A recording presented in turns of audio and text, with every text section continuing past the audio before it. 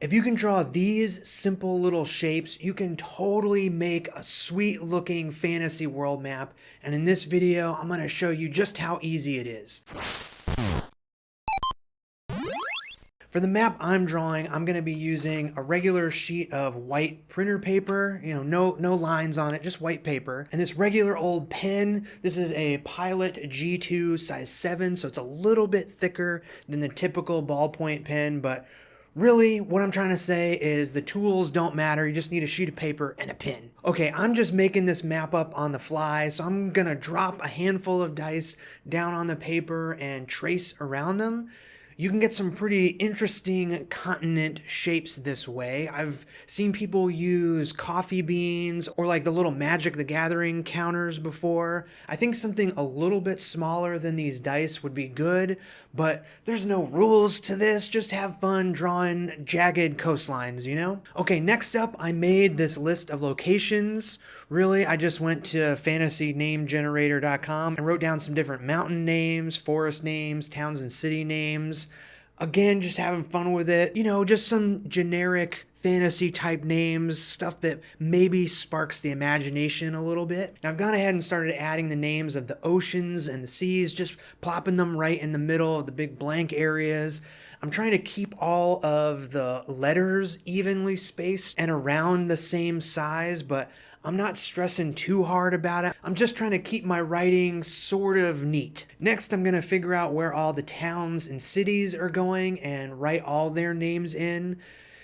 People always say that towns should be near water and all that, but I'm drawing a fantasy world, so I'm not worrying about the typical geography junk. Well, I guess I'm putting all of these towns on the coastline, but when you're making your map, just do whatever you want. Put the towns wherever you think they're going to be cool. And once the town names are in, then I'm thinking about what sort of terrain or different biomes are going to be on this map, and I'm adding those names in around the towns. I got some mountains and forests and deserts and swamps. I like doing all the words first because sometimes it's hard to know how much space the words are going to take up, and it's just easier to write them in and then draw all the little terrain icons in around the words. Now, if this whole process feels intimidating to do all just straight in pen, you can always draw in pencil instead, just so you can erase and change things around, and then you can always ink over top of your pencils with a pen later on. On my more planned out maps, I always start with pencil first and then ink over top of it later. Okay, now I've got all the words written in. It's time to draw these towns and cities. Let me show you how to draw some really simple icons to represent them. The first can be a little house, just a triangle on top and a square underneath.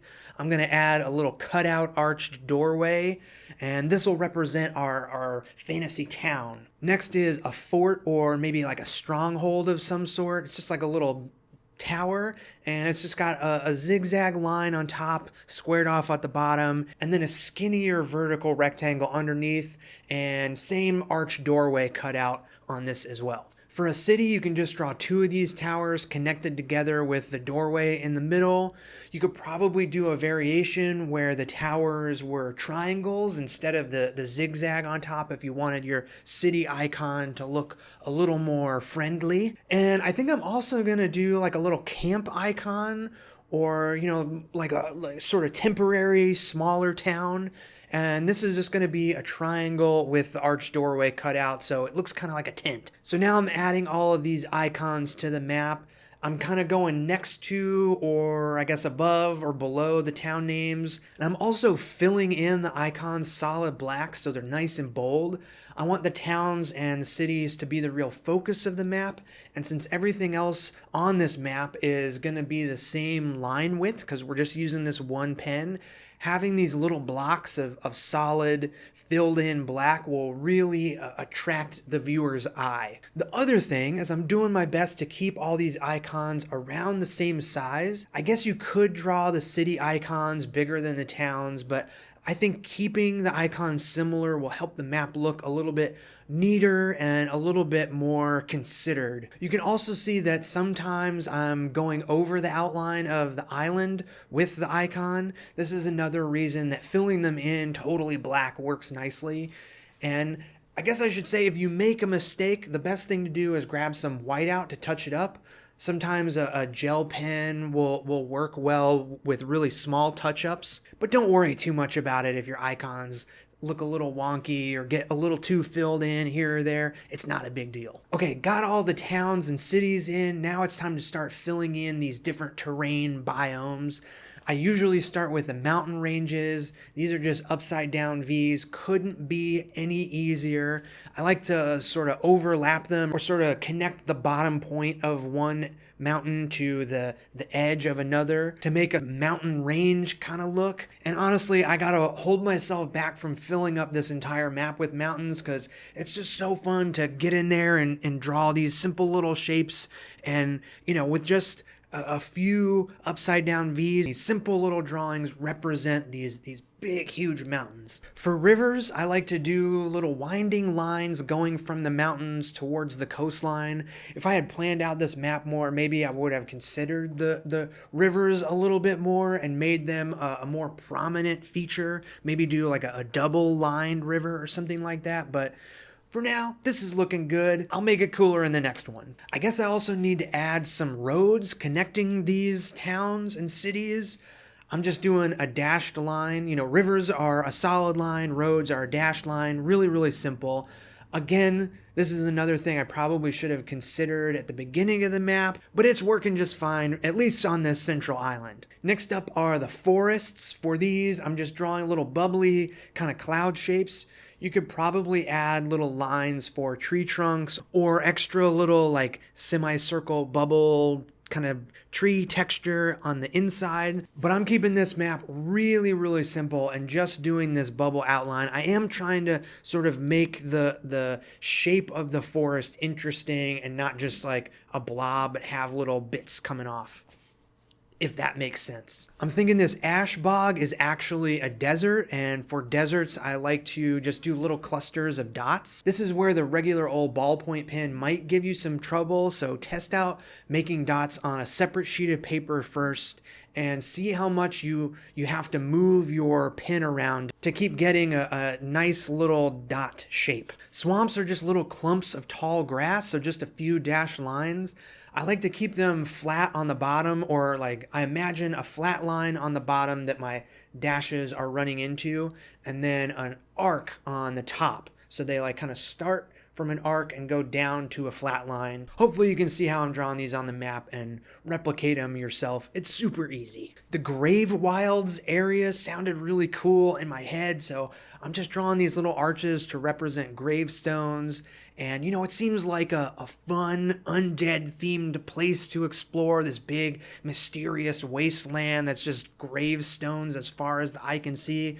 You know, kind of creepy, fun fantasy stuff, right? For the thunder fields, I'm just doing horizontal lines. Sometimes I draw deserts like this, but I'm more thinking of the kind of like salt flats or like really dry, cracked, like super flat, huge areas of just flatness. Then I'm gonna fill in some of the negative space with some grasslands. These are just little short vertical dashes. I usually do them in clumps of 3 or sometimes 2 dashes. Super, super, super simple. Now I got the inside of this map looking good, and I actually like how the ocean is nice and blank. Because all of the lines are similar weight, it really distinguishes what is the land and what is the water. You know, all of the terrain is happening on the inside with all of the drawing, and it's just blank, empty water on the outside. But I am going to add a second outline around the islands to give a sense of water. I think it makes the coastlines pop just a little bit more this way.